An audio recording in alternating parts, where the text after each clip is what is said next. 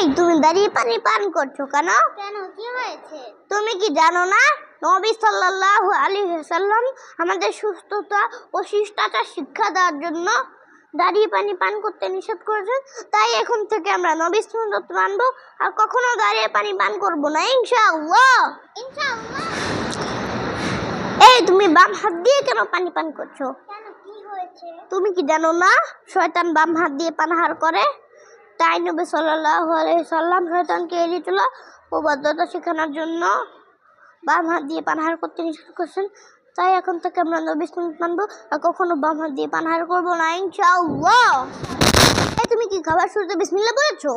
না, কেন, কি হয়েছে? তুমি কি জানো না না বলে খাবার শয়তানের পেটে যায়।